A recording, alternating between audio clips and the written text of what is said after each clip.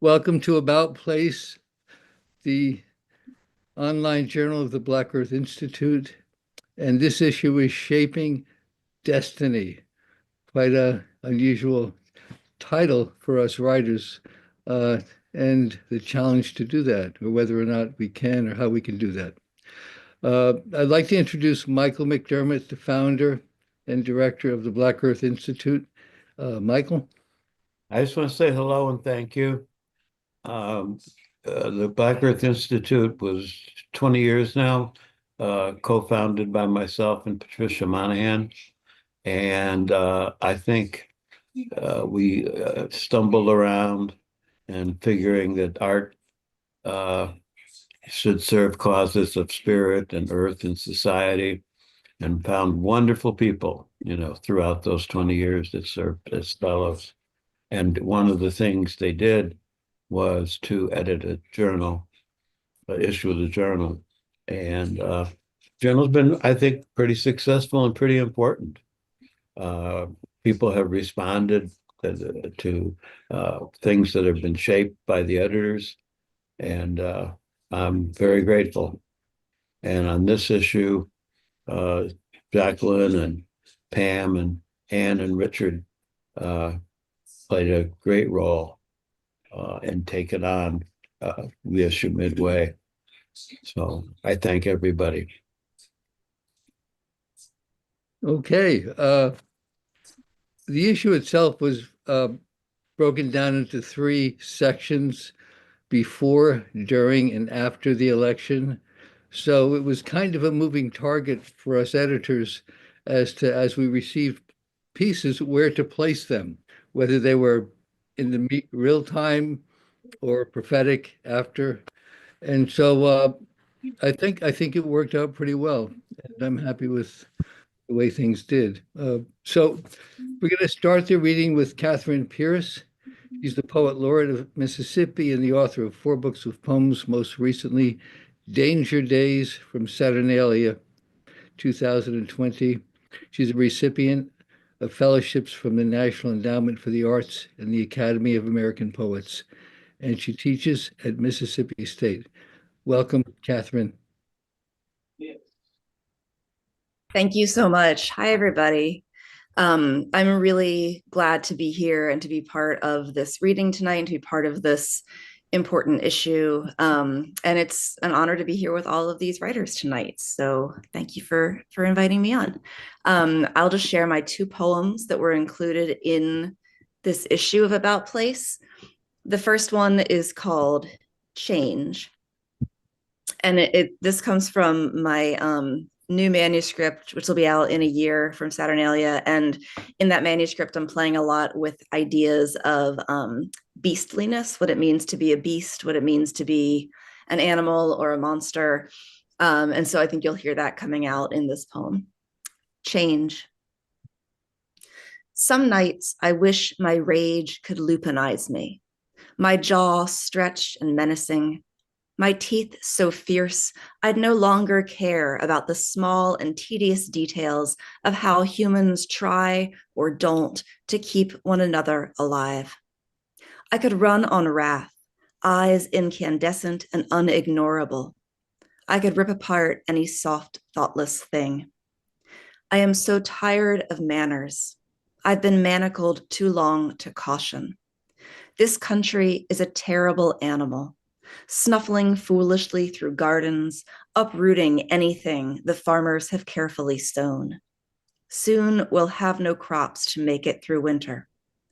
Watch me changing. It hurts, but now there is no way back. I am elongating. I am sprouting hackles and claws. I see this beast stand upright, taller than the horses. I see this beast throw back its head. We howl and howl. The animal of this country watches, then turns back to the sweet, tender roots. And the other poem that's in this issue is, I think, the smallest poem I've ever written. It's very tiny. It's 6 lines long. And it it came out kind of fully formed. This was something that I experienced. I was walking on a beach and I had this thought and it became this poem. And when I had the thought, I thought, oh, that's obviously a metaphor, even though it's also the real thing. So the poem is called This Is How We Keep Going. By the surf, a mussel shell wedged into wet sand, edge up. Someone could cut their foot on that, I thought, and turned it flat, while behind me, the entire beach rippled with mussel shells. Thank you. Thank you, Catherine. Our next and Catherine was part of the before section, and just wanted to, although it seemed somewhat prophetic where we are now. David Mills is our next reader. He's published 4 collections of poetry and has received the North American Book Award. His poems have appeared in Plowshares, the Colorado Review, and others. And he's received fellowships and grants from the New York Foundation for the Arts, Bread Loaf, and the American Antiquarian Society. Please welcome David Mills. Thank you, David.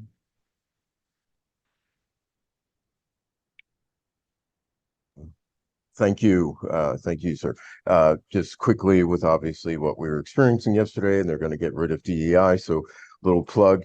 My ancestors, it was between $6 and $14 trillion worth of labor, and then $10 trillion worth of bodies. So, if you want to get rid of DEI, give us our money. This piece is called Call and Response. It's in memory of Sonia Massey, who was killed in July of 2024 by an officer named Sean Patrick Grayson. It's a braiding call and response. She made a call, and I'm saying the response was this murder, but I'm also dealing with call and response as a musical thing, not solely in the African American tradition or gospel tradition, but one of the dominant spaces. I refer to Abraham Lincoln because she was killed near Springfield, Illinois, and then Vachel Lindsay, who was a white sort of performance poet before performance poetry was in vogue. There's also some biblical references to the book of Samuel and Eli, and that connects with the call and response. There's references to taxes. And Lincoln was killed on April 15th. He moved to Springfield on April 15th, and federal taxes started on April 15th. So that's in there. Okay. Call and response in memory of Sonia Massey. Fill a Pyrex measuring cup with 1 3/4 cups of water. Tick, tick. An oven's front burner blooms. The call, Eli, Eli, somebody call Eli. The response, somebody call Eli.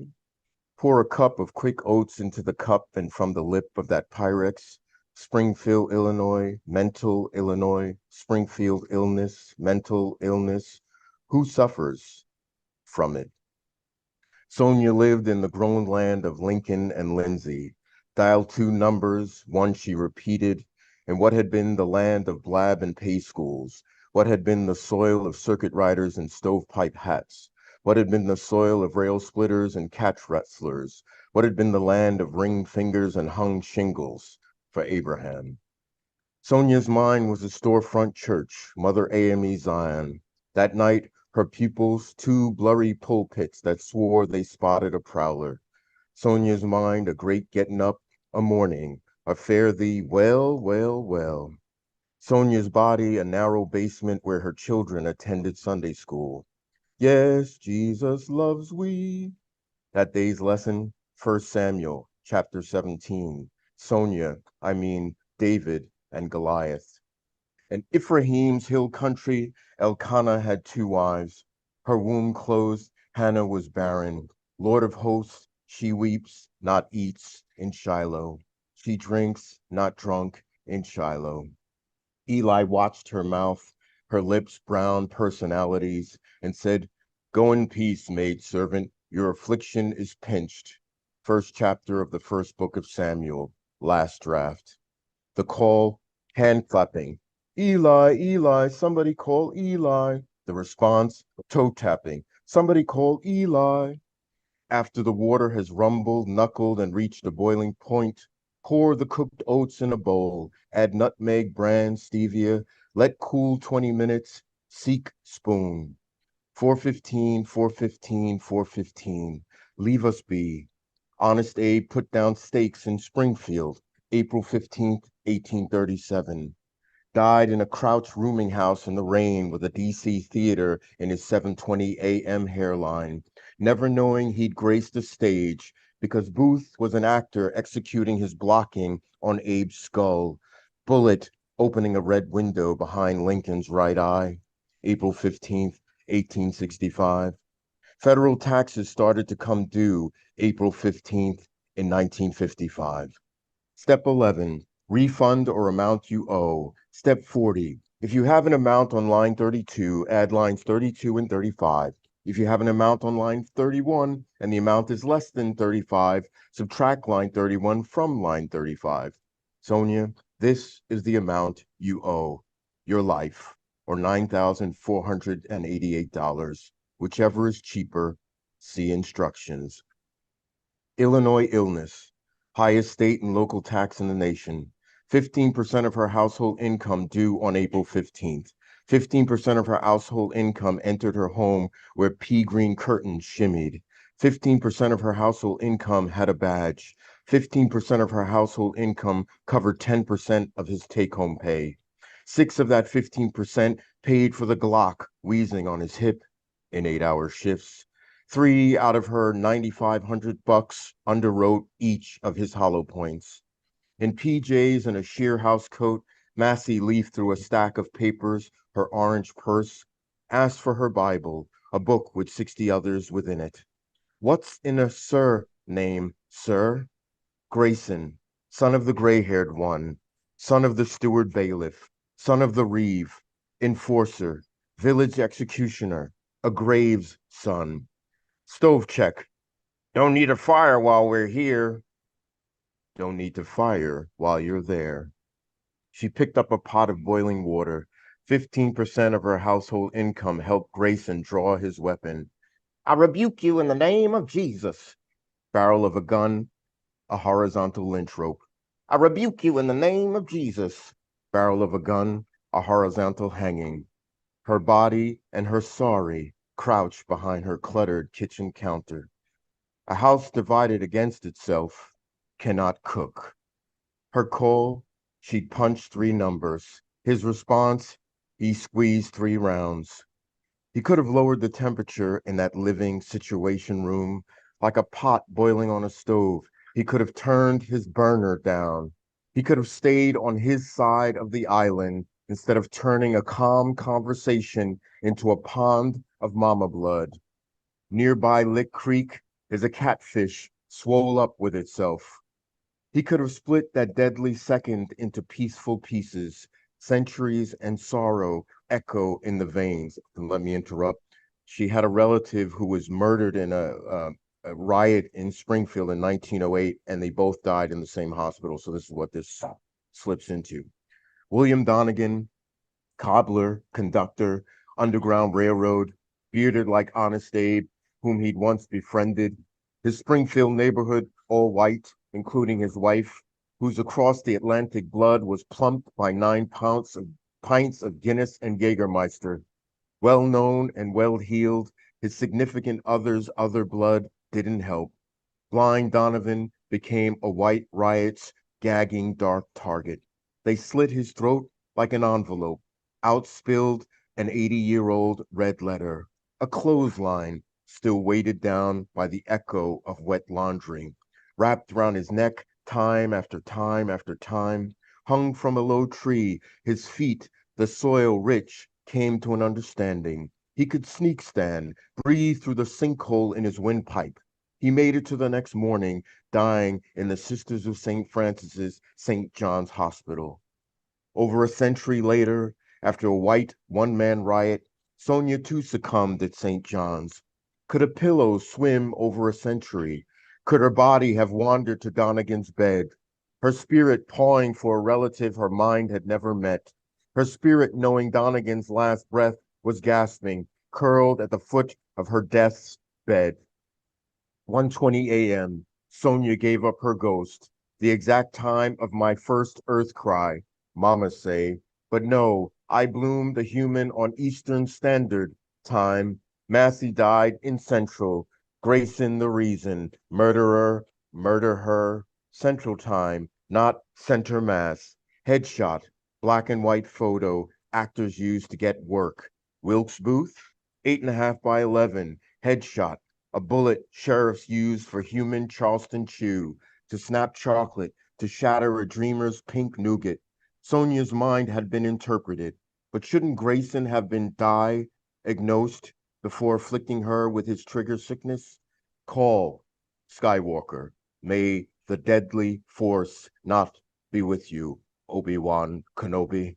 Response, may the deadly not be with you, but may the Lord, Sonia, as in your White House coat you wander well beyond the Death Star.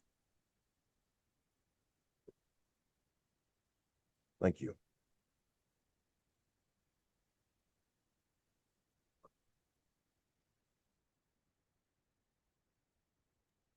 Thank you very much, David. I wish we were calling and responding. I'd like to welcome Mackenzie Sanders, who's going to be reading next. She's a pushcart nominated writer from Tucson, Arizona, and has a MFA in creative writing from Sarah Lawrence. Her work can be found in Variant Literature, Raleigh Review, Unsaid Magazine, and elsewhere. She is passionate about environmental conservation. Please welcome Mackenzie Sanders, who's in the after section. Thank you so much for including me in this. I'm so happy to be here. This piece was written as a way to process the devastating uranium mining that has occurred in my home state of Arizona since the 40s. And I just want to acknowledge that this piece could not have been written without Earl Tilley. I interviewed him while writing this piece. And while I wrote it, this goes back and forth between a first-person point of view and these encounters with deer. And I just remember thinking, if the world is not going to listen to our indigenous communities, our rural communities, the people of Arizona, maybe they will listen to the deer. So here we go. There is a fire, but they don't believe me because I am the only one burning. The flames coat my throat so that I cannot speak, cannot tell them. But what would I tell them? There is a fire and they started it. There is a fire and they started it because I asked them to. They put a tube in my arm so that I would burn quickly. Nurses in blue and white hold shallow bowls beneath my chin. I vomit out the fire whenever I wake and burn the bowl red. I know my children are watching. The pain of them knowing is worse than the pain of the fire. My daughter will drive me home when the fire is put out, and we will eat soft potatoes, and I will try not to vomit them up. When it becomes too much, they put me to sleep, and I dream of turnips and turquoise, of making an offering to the earth maker. I see myself at the top of the mesa. The mesa is orange and red like my insides. I am still on fire, and the ground beneath me is burning too. Roscoe said there were two-headed deer in the pines, but Roscoe drank sometimes, and Kaibab makes you see things. He said squirrels too, and maybe even one or two of those horses. When Roscoe says those horses, he means the res horses that aren't res horses anymore. Most of them died during the drought because horses are like people and they don't know how to leave. But some of them left because the choice was to leave home or die, which to some of us is the same thing. They belong to the pines now and make new wild horses that graze like everything else is new too. She stared at him. I came down here because it's almost May, almost tourist season, and we don't need tourists all frightened or worse, too interested. And I came down here because I wanted to see. And now I'm rambling because I'm nervous and because I don't have much time before my morning shift. The fresh sun rippled through the canopy like linen skirts hung to dry. Her body was a soft oak color, and he watched one of her heads eat lichen off a trunk like it was meat on a rib. Her other head watched him. Another deer stood 10 yards away. His antlers were still velvety, but they'd be hard and bone-colored by hunting season. He stared at her. The head that was eating lichen turned to look at him. The other head reached down to sniff white mushrooms. The forest is very loud these days, she said. It was quiet for a while. There was a virus, he said, a pandemic. It killed many people, and we stayed inside for a long time.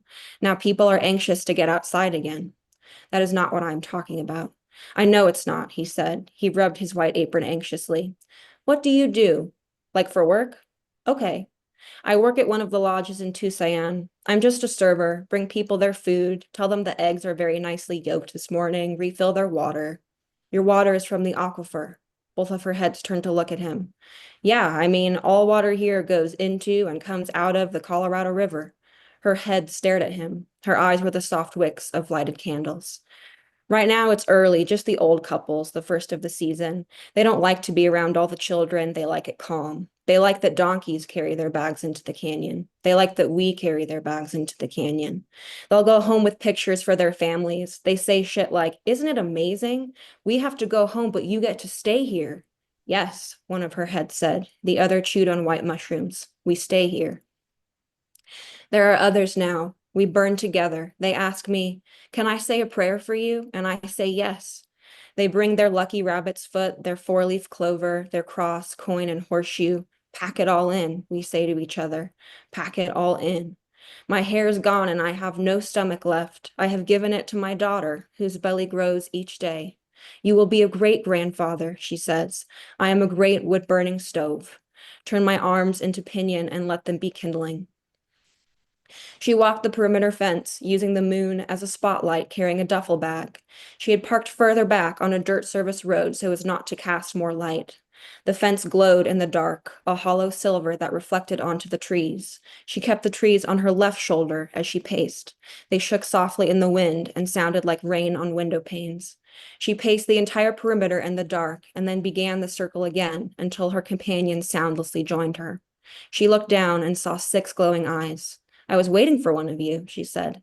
The rest are in the tree line, the deer said. The eyes dotted the forest so that the sky extended and constellations tethered to the earth.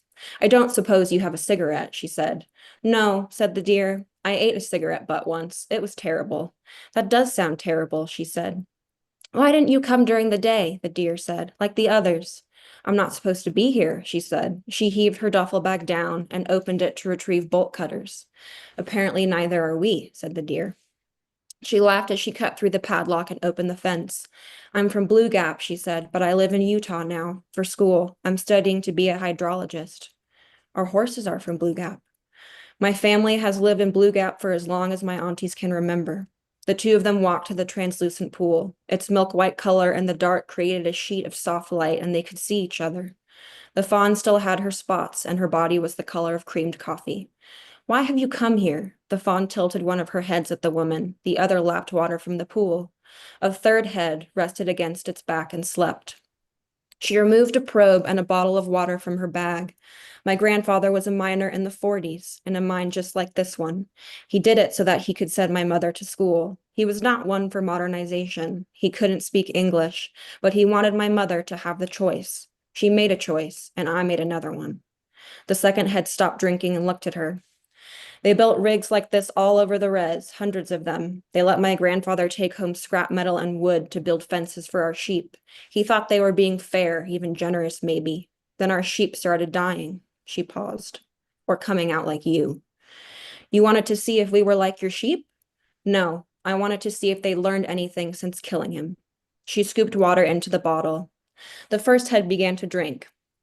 Learning is not the same thing as caring. I know, she said, I know.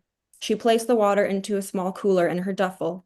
My grandfather said water is the giver of life. By that logic, it can take life away too. The tailings, the mill waste, it lives for thousands of years and it all has to go somewhere. The wind carries it into our streams, our rivers. We drink the water and our children are born with radioactive uranium inside them. My family is dying trying to stay alive. Because what else are they supposed to do? We do not see water and know not to drink it. The two walked side by side until she found the well box. She removed the baler from her bag. Through the glass of the baler and the perimeter fence, the eyes still watched her. You and your herd, you could go somewhere else, where the water isn't contaminated yet. Yet, the fawn said. We live here. We know these trees. That takes a long time. Sometimes they want us here, sometimes they don't. I know the feeling.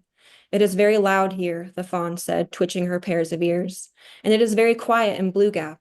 Sometimes the quiet is worse. Yes, sometimes it is. The two walked back toward the open gate together. She removed the broken padlock and replaced it with a new one from her duffel bag. I hope this causes them some frustration. They walked to the tree line and she sat against a pinyon trunk. Why did you want a cigarette? The fawn asked, curling up beside her. I guess I just needed to take the edge off, she said. Those things will kill you, you know.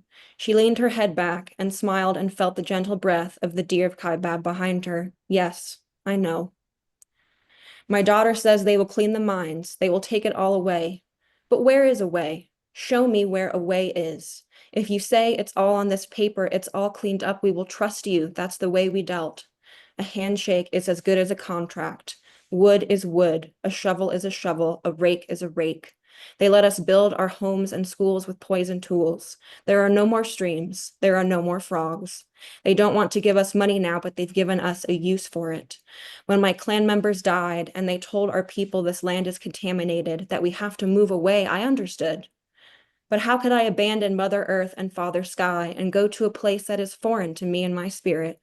Where I won't be able to make my offering, where I can't hear the laugh of my grandmother or the whisper of my childhood? They won't know me there. Our roots are deep down into this ground. We still live in our matriarchal homelands, the ones that I was born on, that my parents and great-grandparents lived in. We walk the same hills, mountains, and mesas. We still gather the same wood from juniper, from pinyon. These places where we work, where we play, where we pray have stayed the same. The only difference is we are sick and tired of being sick and tired. And I think, what are we doing with our todays in which they gave their yesterdays for? That brings me joy. I picture those that are in bondage jubilantly going home, knowing tomorrow I'm going to be close to home, a different home. We believe in a change of worlds. We will see all those that have gone before us again, and they will ask me, how is our home? How are our sacred sites? Do they still know our voice? And I can honestly say we still speak Navajo. We have spoken Navajo ever since the rocks were soft, and we still believe we can go into the mountains to make offerings to call forth the rain. I have made a truce with cancer. We will get along together. I am good with my soul. And I understand that I have made a truce with life. I love life. I want to live. I'm not going to ask for one more day. Thank you.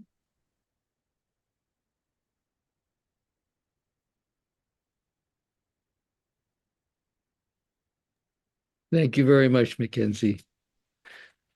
I'd like to welcome Melissa Tuckey. She's a poet, editor, and cultural activist. Her books include Tenuous Chapel, selected by Charles Simic for the ABZ First Book Prize, and Ghost Fishing, an eco-justice poetry anthology published by the University of Georgia Press. She's an emeritus fellow at Black Earth Institute and former poet laureate of Tompkins County. And her honors include a winter fellowship at the Fine Arts Workshop in Provincetown, Mass. Please welcome Melissa Tuckey. Thank you. It's really good to be here with you all. And thank you, editors, for this great work. So important to have voices at this time and to gather like this. So thank you. I have two poems, and Theories of Whiteness, number 76. This is part of a series. Theories of Whiteness, number 76, or how our ancestors worried their tongues into speaking white, their posture a stiffness passed down through generations, no movement to the hips, fortresses built to protect, goods shipped from other continents, cult leaders in search of dominion. I stood at my teacher's desk, sobbed over my not white enough grammar and where to put the commas. How many acres of wood? How many buffalo? How many hands tobacco? How many slaves? how many massacres, and what to do with the shame. And my second poem is The End of America. And I wrote this poem for my friend Jose Joe Govea. And actually, he gave me a writing prompt, which was I was in Provincetown, which is where he was from.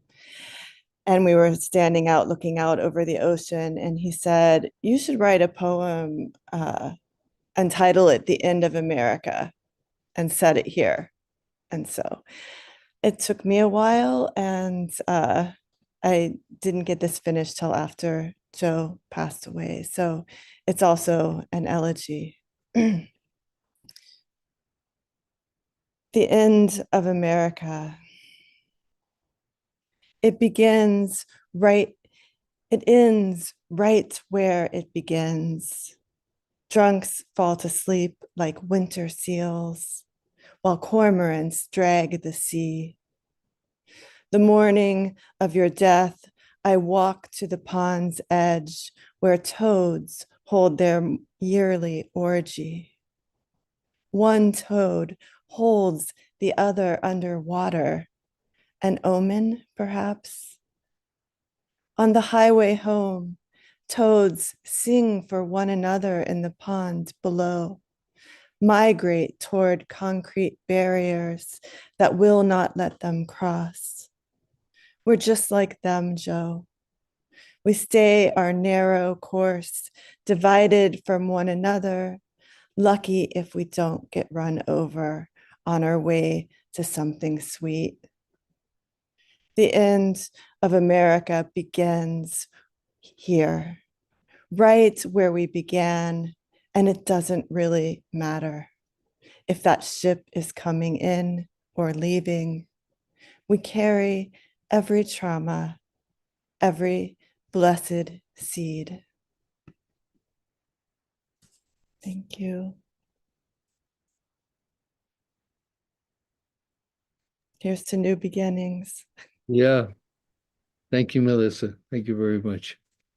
Our next reader is Cynthia Hogue. Her 10th poetry collection is Instead It Is Dark from Red Hen Press, and her emphrastic COVID chapbook is entitled Contain from Tram Editions 2022.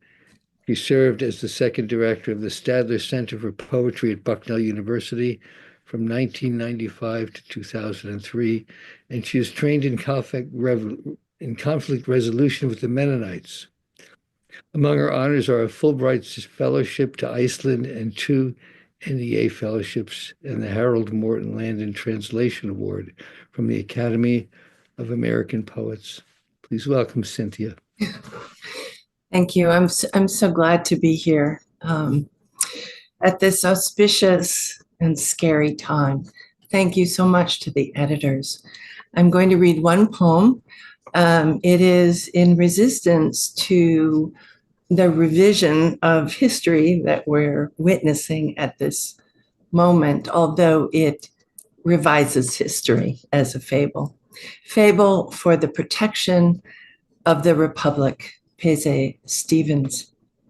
When the mob swarmed in its wild gambit to topple a government, trees locked skeletal winter arms. Air rumbled, raising vibrational waves of roar. Higher up, clouds studied the broiling, tiny people running toward a miniature capital as if in a paperweight's wintry scene, which a flick of the wrist could change.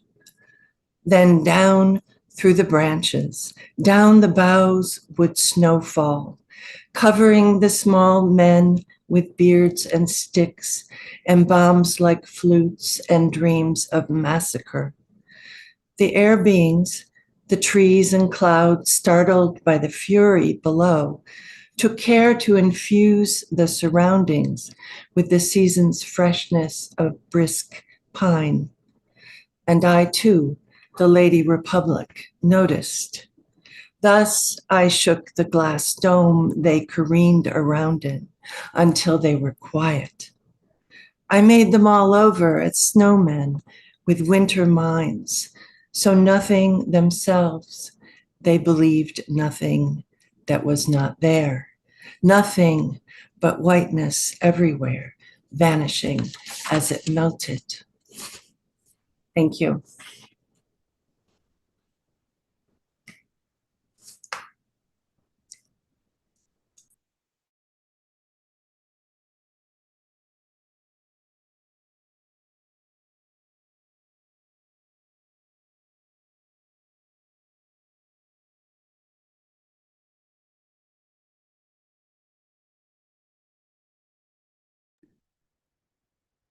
Richard, I think you're muted. Richard, you're muted.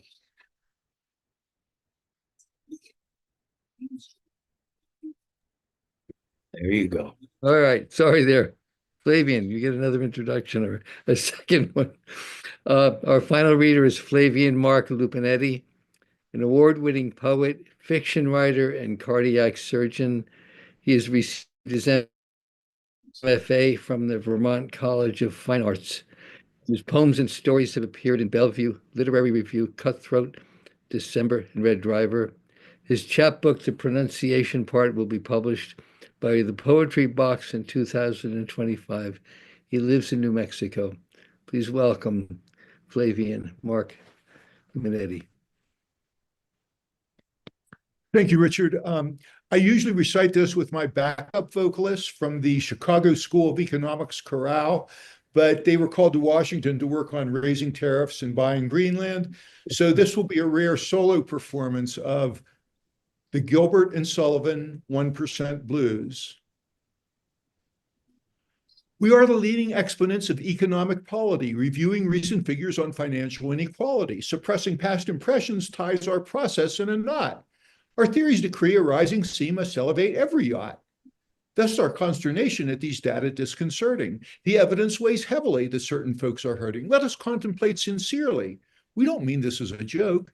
Is there an explanation why the poor remain so broke? By cutting the tax on capital gains, Reagan, without imbroglio, aided those advantaged by a blue-chip dense portfolio. Clinton enacted NAFTA, letting jobs fly overseas, while treating as fluff the making of stuff and the closure of factories. Bush Jr. lowered the income tax on the richest in the land. Obama made bail for bankers who fail, gave workers the back of his hand. Despite Trump's canny efforts, each a bold, sagacious stroke, there persists the observation that the poor remain so broke. Maintenance of minimum wage at the level of decades ago encourages more hiring, a principle all of us know.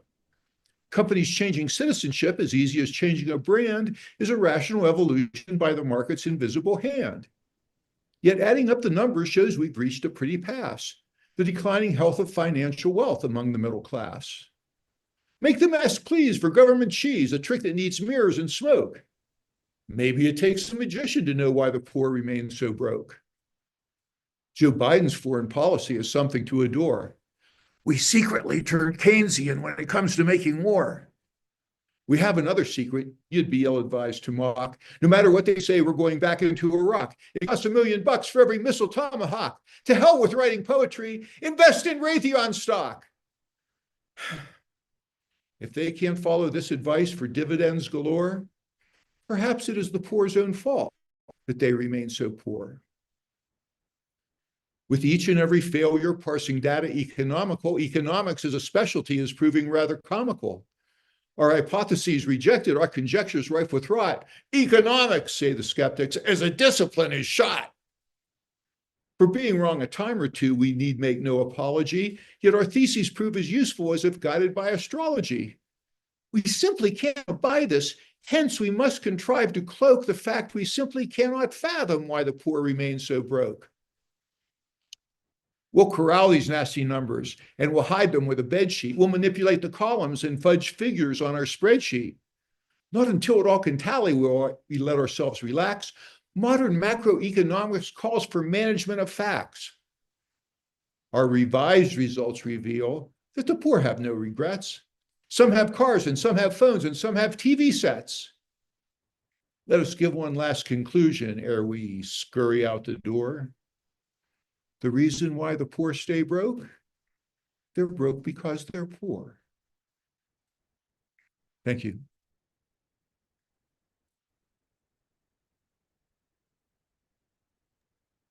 Thank you very much, Mark. Good to hear your voice. We're a little early here. We've got some time, and I thought all six of you have been brought together either by destiny or serendipity. Do you have any questions? I suppose we can all unmute of each other's work, or I'm just curious. Or among us all. Do we have any questions or thoughts on what we've heard? Do the editors want to say anything about the experience of tackling this huge moment in history? And Yeah, it was overwhelming at times. It was absolutely overwhelming, especially listening to the lies that were coming out daily on media, social media, on the news. And to hear these pieces read out loud for me was a real treat, because it's been so grim the last couple of months. And so I really appreciate hearing the work that I read on the page, and to hear it out loud, and to hear the passion behind it, and to hear the various voices all coming together tonight. So thank you all for sending your pieces in for us to read, so that we could choose them, so they would be birthed out in the world. I want to kind of add to that. One thing that I was reminded of over the weekend was that Robert Duncan says the responsibility of the artist, I'm paraphrasing, is to protect the capacity to respond. And we're in a time when it's easier to shut down and stop, hold your ears and say, no, no, no, no, no, no, no, no, no, I don't hear you. But it is so important for artists, among others, to continue to respond and to truth tell, and to carve out a space in which truth can be shaped and recorded and preserved. So I applaud these voices tonight. Very moving. Thank you.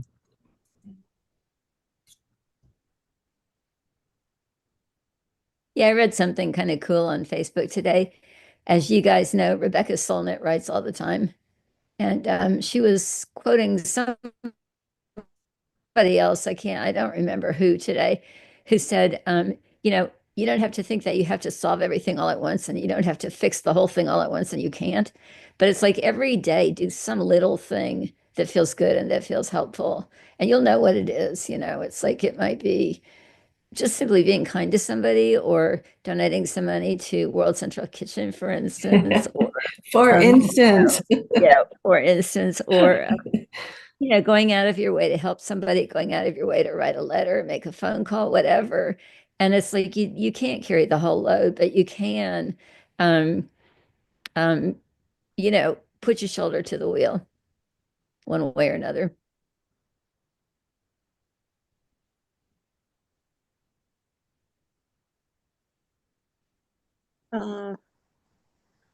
Hearing the work read aloud this evening only makes me happy that we said yes. Right. That we said yes to this work, to these writers, these poets. It was really wonderful to hear the work read out aloud. And I can only wish you all more success as you go forward with your books and projects. But yes.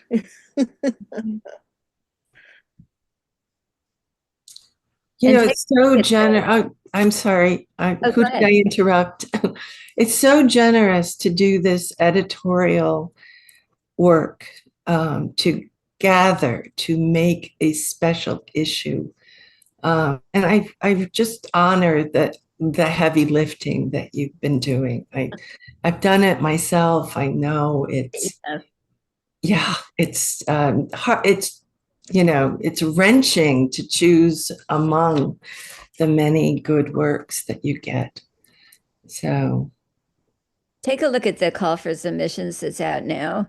Abagunde and Mita are calling for collaborative work, which I think is a really, really cool and exciting call. So just take a look. They're accepting submissions from now for about the next month and a half or so. And I'm sure that some of you are doing collaborative work, you know. What is it again, Ann? Collaboration. Yeah. Okay. Collaborations of various kinds. I mean, you can define collaboration however you want to, but I love the idea of collaboration and of, you know, kind of hybrid forms of things. So just take a look and send some stuff. I will not be editing, thank God. Jacqueline will not be, Pam will not be, but we will be enjoying the fruit of others' labors. Yeah. It was interesting for me to read prose this time. Usually I read poetry, or sometimes I read both, but to read mainly prose, in fact, mainly prose. I did solicit people who were poets for this issue. But my hats are off to prose editors because there's so much more reading to do. And we got so many great submissions. It was just incredible. I had COVID at the time I was reading, so I don't I don't know if anybody wants to listen to me or not, but it really helped me actually just to be able to read a couple of them a day when I was really sick, because art is a healing force also. So yeah. Thank you, Pam. I had sort of the opposite reaction. I also normally read poetry, but I find poetry so condensed and enigmatic that, you know, to make a decision about it is very difficult for me. So the prose was a welcome relief to just sink into it That's funny. and breathe into it. And I thought, oh, thanks. I don't have to do the poetry this time. Oh, oh, I have such strong feelings for poetry that if a poetry does not, if a poem doesn't hit me really hard the first time, then I probably won't take it. Mackenzie, you mentioned collaboration with Elder, and take a look at the call, see if that's something that you might work with. Yeah, I will for sure. Thank And you. it can include visual art as well. No. So that could be pretty cool. Mhm. Exciting.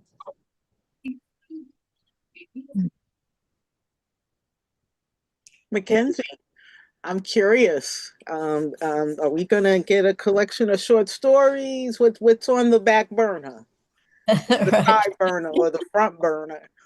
I do have a collection that's just been somewhat finalized, so that's now being sent out into the world, and we'll see what comes back. So fingers crossed. Oh, good, We good. will wish wings. Please, yeah.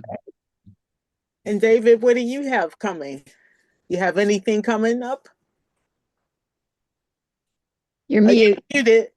You're muted. It looks like I'm being cursed out, but You're mute. David, you're muted. Oh, sorry. Yeah, I have some things coming down the pipe, but you know how I like to keep things close to the vest. But yeah, some things are definitely before the end of the year. I'll put it like that, and you'll be one of the first to know. Just curious, are the people who were checking out the reading, are they hearing all of this right now, or like like I'm not? Is it us that the reading, or were there? Because I know a friend of mine texted me and said he heard, but I didn't see his name. It's a whole bunch of people in YouTube that Yeah. Oh, cool. Right. I didn't know But- that. that are not showing up here. Oh, Okay, cool. but are they Great. able to hear this right Yeah. now? I guess is what I'm asking. Are Yes. they're hearing Yes. this? Yes. Okay. All right. that's wonderful. So I guess the question I have with that collaborative, can it be with another writer, or does it have to Yeah, be with yeah. like okay. All right. You define collaboration. Yeah. Could Sure. it be my left brain with my right brain? Only if you have a truly split personality. Oh, I probably got about 15 of People them. are already submitting challenging versions of what collaboration means. Okay. Interesting. On the other Yeah. hand, I look out and think people are doing all these projects and they do this every day. Whether it's formal, like someone reviewing your work or something like that. But I imagine that it just goes on in so many different forms and every day. Yeah. And there are just a whole field of ekphrastic poetry. Yeah. That's what Sure. I was certainly Sure. thinking And it of. only works if your split personalities have separate social security numbers. Ah, that sounds like a Yeah. great line for a poem. Yeah. My other personality has another social security number. That's a great line. That's And a like, great line. actually, you know what? A couple of years ago, I got a prize from the governor's a governor's award from the Mississippi Arts Commission. But the guy that got the biggest prize, he was a visual artist, and he had spent a year, maybe 2 years, taking on 12 different personalities. Each personality had a different name, different ID, and practiced a different style of art. And it was crazy. It was like paintings and sculptures, different kinds of paintings and so on, so it can be done. Well, obviously, the subgenre of the dramatic monologue or persona poem Yeah. would sort of allow, Yeah. shall we say, potential collaboration if you wanted to get away with that as the poet. Yes. Yes. Stretch the genres, y'all. Go for it. I suppose as a Gemini, I could collaborate with myself. Right. I guess. I've been collaborating with yourself your whole life, Pam. Yeah. So would somebody who's in it like to make a little plug for Attached to the Living World, which will be out in a couple of months? I'm looking at Katie. Yeah, I was trying to unmute myself. Yes, I got lost for a second.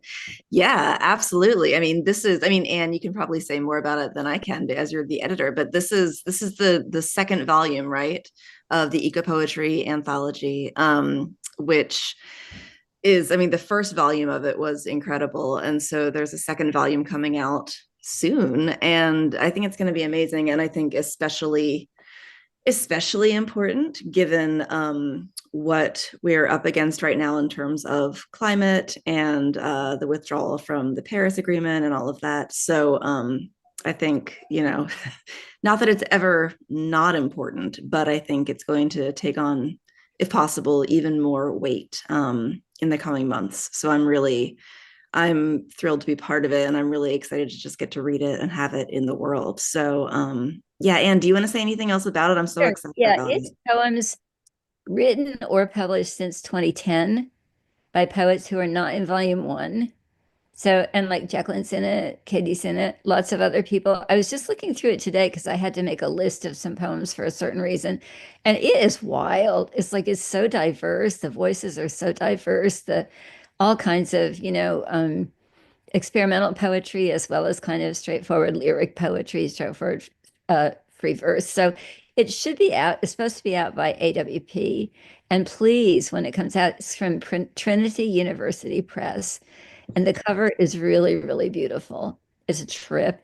And it's got a foreword by Margaret Ronda, who's a young scholar at UC Davis. And the foreword is by Camille Dungy.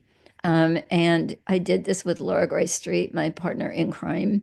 And it was an incredibly huge and exciting and rewarding job. So please be looking for it. It'll be out soon.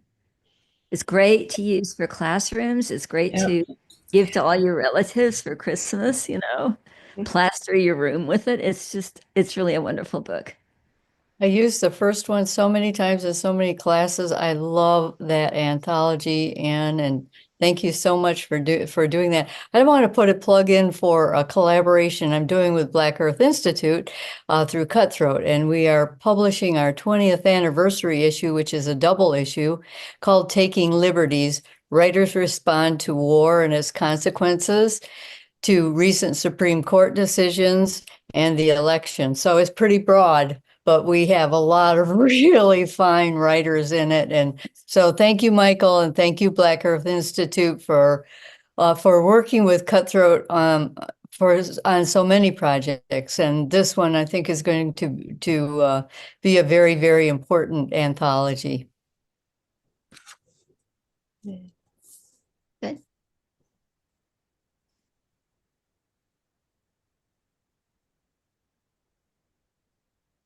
Pam, I guess you have the last word. Well, Yeah. that's unusual, Michael, but you want to say something real quick? Who?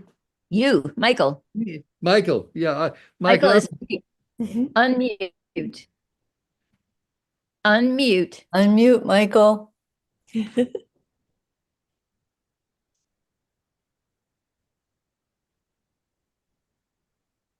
There. There you go. I mean, this was quite something. I've been quote unquote political my whole adult life, since I was probably 20, and I'm now almost 80. And to be able to, we've been doing the journal for maybe 12, 15 years.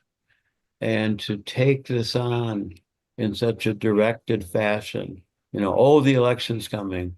We got to do some art about it. And then to see how real that became was quite impressive to me.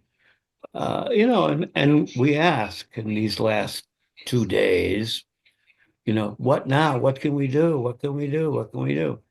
I mean, we can do exactly what has been done here. And I'm, very analytical about impact of things and, the politics of things. And I'm just blown away by what I heard tonight and what was in the issue and all the work that the editors did. So I just want to thank you. And I think that take a look at the next one coming and still, get your work out for this one, he says, as a bureaucrat. But thank you very much. I think this is really super. Yeah. Keep in touch, everyone. Thank you. Thank you, everyone. Thank you, everybody. Thank you. Thank you. Take care. Hang in there. Yeah. Yeah. Hang in Thank you, there. Jacob, Keep for connecting.